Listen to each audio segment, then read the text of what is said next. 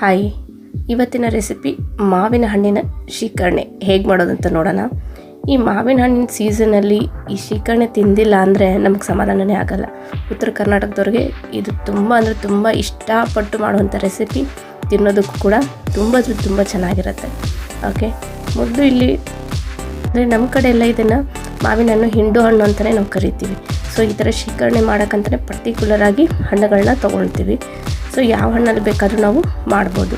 ನೋಡಿ, ಈ ಥರ ಅದ್ರ ಪಲ್ಪ್ ಎಲ್ಲ ಇರುತ್ತಲ್ಲ, ಅದನ್ನು ನಾವು ಕೈಯಿಂದ ಈ ಥರ ಸಪ್ರೇಟಾಗಿ ಹಿಂಡ್ಕೊಂಡು ಸಪ್ರೇಟ್ ಮಾಡ್ಕೊಬೇಕು. ಆ ಪಲ್ಪ್ ಒಂದು ಹತ್ರ ಏನು ಸಿಪ್ಪೆ ಇರುತ್ತಲ್ಲ ಅದನ್ನೊಂದು ಹತ್ರ, ಆ ಸಿಪ್ಪೆನ ರಿವರ್ಸ್ ಮಾಡಿಬಿಟ್ಟು ಕೂಡ ಅದರಲ್ಲಿರೋ ಎಲ್ಲ ಪಲ್ಪ್ನು ಈ ಥರ ಕ್ಲೀನಾಗಿ ರಿಮೂವ್ ಮಾಡ್ಕೊಬೇಕು. ಅದನ್ನೆಲ್ಲ ಕೂಡ ಸಪ್ರೇಟಾಗಿ ಇಟ್ಕೋಬೇಕು. ಹಣ್ಣು ನಿಮಗೆ ಸ್ವಲ್ಪ ಹುಳಿ ಥರ ಅನಿಸಿದ್ರೆ ಸ್ವಲ್ಪ ಬೆಲ್ಲ ಕೂಡ ಹಾಕ್ಕೋಬೋದು, ಇಲ್ಲ ಒಬ್ಬೊಬ್ಬರು ಸಕ್ಕರೆ ಕೂಡ ಯೂಸ್ ಮಾಡ್ತಾರೆ.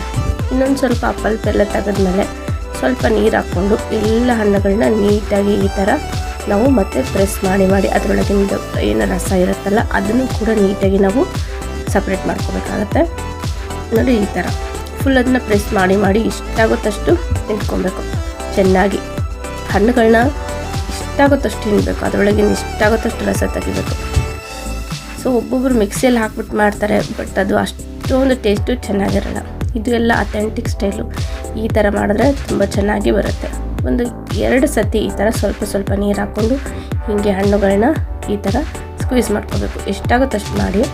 ಸೊ ಆ ಥರ ಮಾಡಿದ್ಮೇಲೆ ಇನ್ನೊಂದು ಸತಿ ನೋಡಿ, ಇಲ್ಲಿ ನಾವು ಒಂದು 10 ಹಣ್ಣುಗಳನ್ನ ಯೂಸ್ ಮಾಡ್ತಾಯಿದ್ವಿ. ತುಂಬ ಹಣ್ಣಾಗಿರುತ್ತಲ್ಲ ಅದನ್ನೇ ಯೂಸ್ ಮಾಡಿ, ಕಾಯಿ ಥರ ಇರೋದನ್ನ ಯೂಸ್ ಮಾಡಿದ್ರೆ ಅದಷ್ಟೊಂದು ಚೆನ್ನಾಗಿ ಟೇಸ್ಟ್ ಬರಲ್ಲ. ಹಾಗೆ ಒಂದು ಸತಿ ಫಸ್ಟ್ ನೀರು ಹಾಕ್ಕೊಂಡು ನಾವು ಅದನ್ನು ನಿಂತ್ಕೊಬೇಕು. ಸೆಕೆಂಡ್ ಟೈಮ್ ಕೂಡ ಹಾಗೆ ಮಾಡಬೇಕು. ನೋಡಿ, ಎಲ್ಲ ಪಲ್ಪು ರೆಡಿ ಆಗಿದೆ. ಇದಕ್ಕೆ ಎಕ್ಸ್ಟ್ರಾ ನೀರೇನು ಹಾಕೋದು ಬೇಡ. ಸ್ವಲ್ಪ ಬೆಲ್ಲನ ಹಾಕ್ಕೊಳ್ಳಿ, ಇಲ್ಲಾಂದರೆ ಸ್ವಲ್ಪ ಹಾಕ್ಕೊಳ್ಳಿ. ಇಲ್ಲ ನೀವು ಜಾಸ್ತಿ ಸ್ವೀಟ್ ತಿಂತೀರಾ ಅಂದರೆ ಇನ್ನೊಂದು ಸ್ವಲ್ಪ ಎಕ್ಸ್ಟ್ರಾ ಬೆಲ್ಲನ ಹಾಕ್ಕೊಳ್ಳಿ. ಏಲಕ್ಕಿ ಪೌಡ್ರು ಒಂದು 5 ರಿಂದ 6 ಏಲಕ್ಕಿನ ಈ ಥರ ಪೌಡ್ರ್ ಮಾಡಿ ಅದಕ್ಕೆ ಹಾಕ್ಕೊಳ್ಳಿ. ಚೆನ್ನಾಗಿ ಪರಿಮಳ ಅನ್ನೋದು ಬರುತ್ತೆ.